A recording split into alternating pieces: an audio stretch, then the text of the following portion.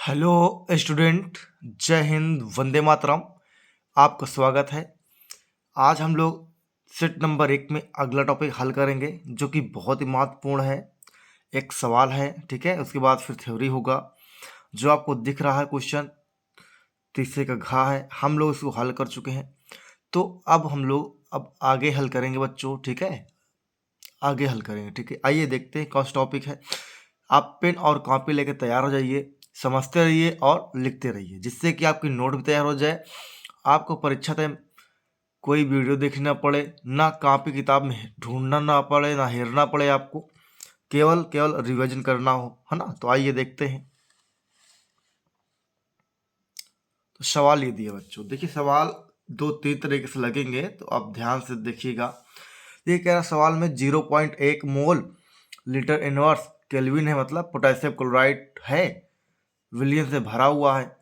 एक चलकता सेल का प्रतिरोध 100 ओम है, ठीक है। फिर ये तो एक कंडीशन हो, यहाँ से लेकर यहाँ तक एक कंडीशन हो गई। अब यहाँ से दूसरी कंडीशन होगा कि 0.02 mole litre inverse potassium chloride है, तो विलियन की प्रतिरोधकता 500 ओम हो, तो 0.02 mole litre inverse potassium chloride विलियन की चालकता एवं मोलर चालकता ज्ञात करना है। और बताया गया है कि 0.1 mole litre inverse potassium chloride विलियन की चालकता 1.29 सीमेंस और मोल इनवर्स दिया है, ठीक है। इतना चीज दिया है इसमें बच्चों। अब इसको हम लोग बारी बारी से लगाएंगे, ठीक है। तो आइए आगे देखते हैं क्या क्या चीजें होगा। तो सबसे पहले लिखेंगे हम लोग 0.1 मोलर विलियन का प्रतिरोध कितना है, 100। जो ऊपर सवाल में दिया हुआ दिख भी रहा है आपको, कितना है इसका मोल, कितना है ओम, इसका 100। और इसकी चालकता कितना दिया हुआ है, 1.29 सीमेंस मोल इनवर्स, ठीक है। अब सूत्र जानते हैं, चालकता बराबर सेल स्थिरांक जी बटे प्रतिरोध आर है, ठीक है।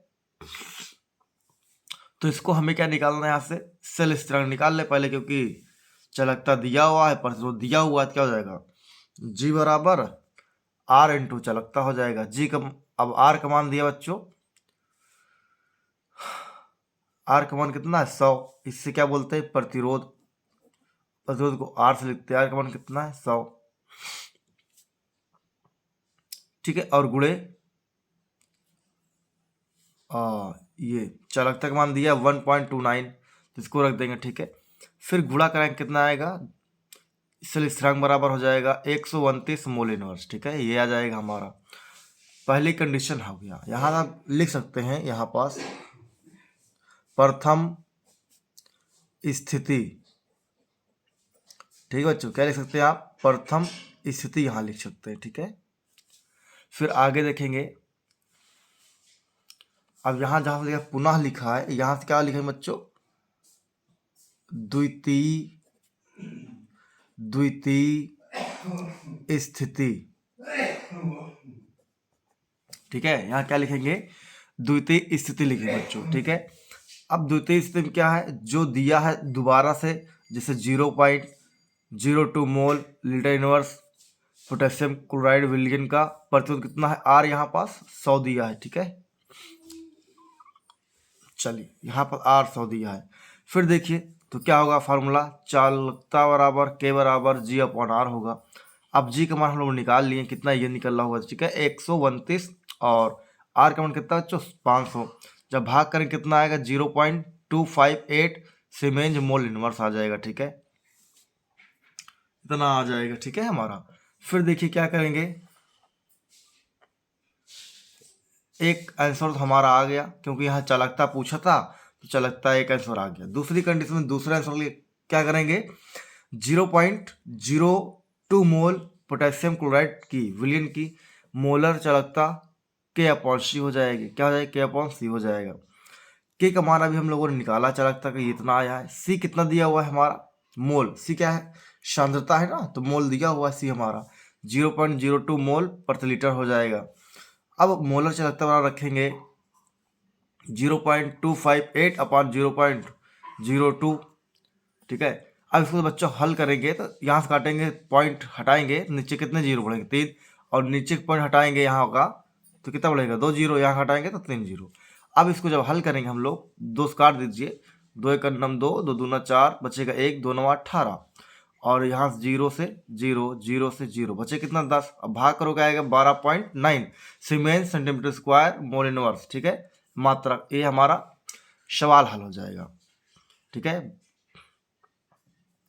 तो अब हम लोग आगे की ओर बढ़ेंगे कि अगला सवाल हमारा कौन सा है। तो देखिए बच्चों, ये हमारा 4 का गा क्वेश्चन आ गया है, ठीक है। खा पढ़ना नहीं है क्योंकि वो कटा हुआ सिलेबस में है नहीं हमारे। तो कह रहा टिप्पणी लिखना है। पहला क्या है, प्रोटीनों की द्वितीयक संरचना है। दूसरा क्या है, पेप्टाइड बंध है। तीसरा क्या है, मोनोसैकेराइड, ठीक है। तो आइए पहला स्टार्ट करते हैं, प्रोटीनों की द्वितीयक संरचना। इससे स्टार्ट करते हैं हम लोग।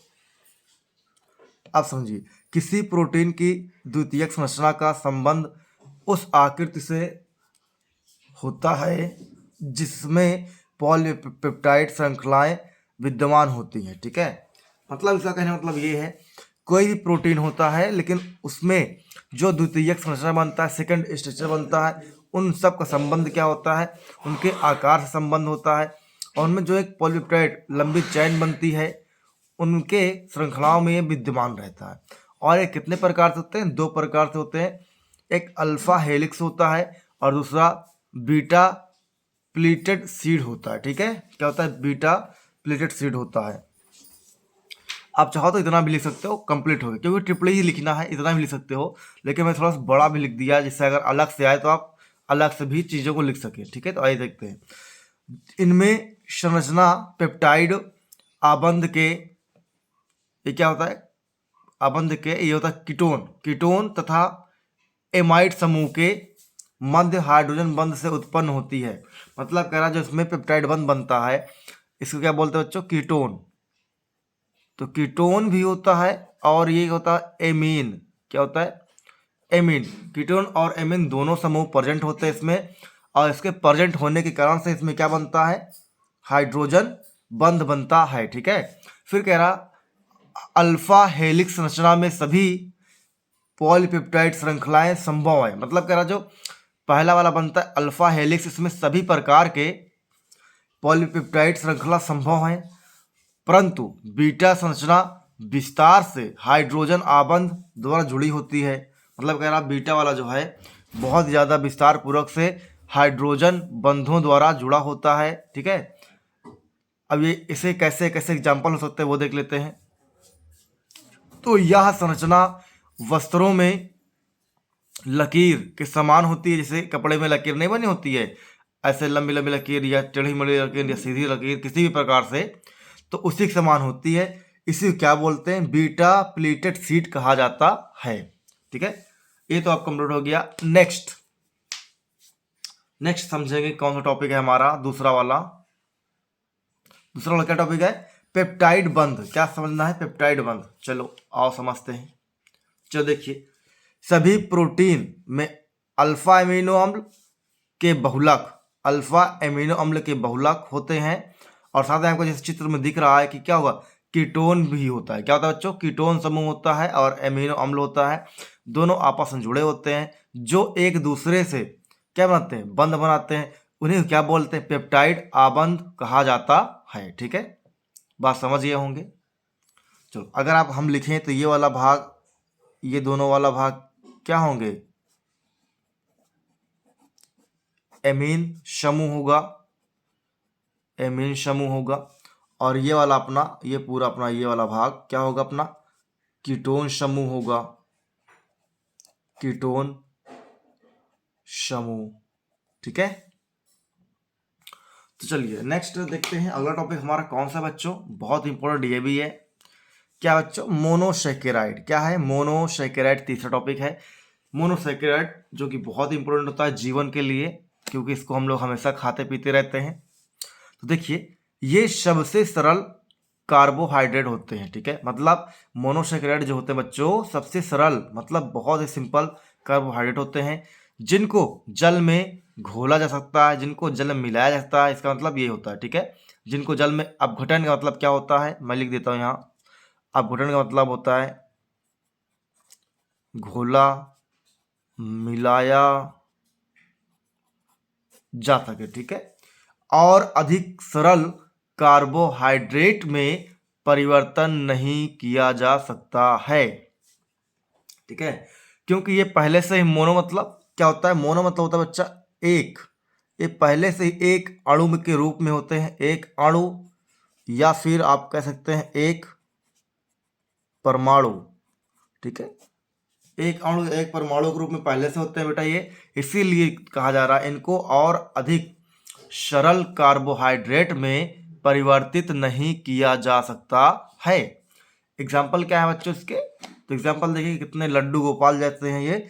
ग्लूकोज फार्मूला आप जानते हैं C6H12O6। ठीक है,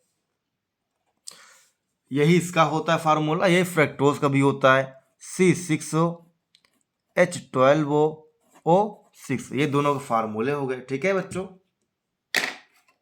तो फार्मूलों को भी बहुत ध्यान से लिख लिया करिए, क्योंकि कई बार बहुविकल्पी में आ जाते हैं। तो आइए देखते हैं नेक्स्ट हमारा कौन सा टॉपिक है। तो देखिए बच्चों, अगला क्वेश्चन हमारा है 4 का घ नंबर आपको दिख ही रहा है। इसमें क्या बोला है कि निम्नलिखित का कारण बताइए, मतलब क्या रीजन है कि ये ऐसे रिएक्ट करती हैं, क्या कारण कि ये ऐसे व्यक्त नहीं करते, इन सब को जो है करना। ठीक है, तो देखिए बहुत ध्यान से, तो यहाँ बोला गया है, पहला है एनिलीन फ्रीडल क्राफ्ट अपक्रिया प्रदर्शित नहीं करती है, क्यों, क्या रीजन हमको ये बताना है। तो आइए देखते हैं।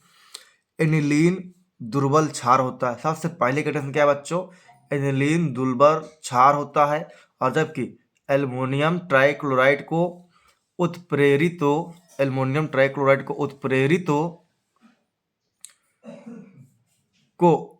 उत्प्रेरक के रूप में लुईस अम्ल की भांति प्रयोग किया जा सकता है। ठीक है, मतलब एनिलीन क्षार होता है और एल्युमिनियम ट्राइक्लोराइड क्या उत्प्रेरक के रूप में लुईस अम्ल की तरह कार्य करता है। अतः बेंजीन जो होता है वलय पर, मतलब जब बेंजीन बनेगा उसका जो रिंग होता है वलय पर, इलेक्ट्रॉन का घनत्व तो क्या होता है, कम करता है। जब इलेक्ट्रॉन का घनत्व क्या होगा बच्चों, कम होगा, तब क्या होगा, फ्रीडल क्राफ्ट अपक्रिया नहीं दर्शाता है। जब उसका रिंग पर जो इलेक्ट्रॉन बनता है आपका, उसका घनत्व क्या हो जाता है, कम होता है, तो जो फ्रीडल क्राफ्ट अपक्रिया होती है वो नहीं दर्शाता है। समझ गए। चलो लास्ट टॉपिक आज का देखेंगे। 4 के घ का दूसरा क्वेश्चन है, कह रहा एथिल एमीन जल में विलय नहीं है, जबकि एनिलीन क्या है, एथिल एमीन जल में विलय है, जल में विलय है, जबकि एनिलीन नहीं है। बहुत सिंपल सी बात, आइए देखते हैं। कह रहा यह जल में विलय होती है क्योंकि ये जल अणुओं के साथ हाइड्रोजन बंध बना सकती है। समझ गए, मतलब ये कह रहा एथिलेमीन जो है जल में विलय है क्योंकि ये जल के हाइड्रोजन बंधों के साथ क्या बंध बना लेती है, इसीलिए ये विलय है। जबकि एनिलीन हाइड्रोजन बंध नहीं बना सकते, तो इसलिए क्या होंगे, अविलेय होंगे। ठीक है, इसलिए क्या होंगे, ये अविलेय होंगे। तो बच्चों आज आपका 4 का घ पूरा कंप्लीट हो गया है। ठीक है, तो जो बच्चा यहाँ तक देखा हो चैनल को जरूर सब्सक्राइब और लाइक करें, जिससे कि उनका फ़ायदा हो सके और अच्छे अंक प्राप्त कर सकें बच्चे परीक्षा में। क्योंकि जो आपको बताया जा रहा है, जो बोर्ड पर मैं वीडियो बना रहा हूँ या जो अनसॉल्व करा रहा हूँ, वो आना ही आना है, उसमें कोई दो राय नहीं है। तो ज़रूर बच्चे लाइक सब्सक्राइब करें जल्दी से और शेयर भी कर दें अपने दोस्तों को। और नेक्स्ट वीडियो हम लोग करेंगे, आपको दिख ही रहा 5वां का करेंगे, कितना इंपॉर्टेंट है। प्राशन पूछा है, प्रश्न दाब पूछा है, फिर सवाल भी पूछा है, बहुत इंपॉर्टेंट क्वेश्चन है। तो इसको हम लोग नेक्स्ट वीडियो में अगले दिन करेंगे। तो मिलते हैं बच्चों अगले वीडियो में। जय हिंद, वंदे मातरम, जय भारत।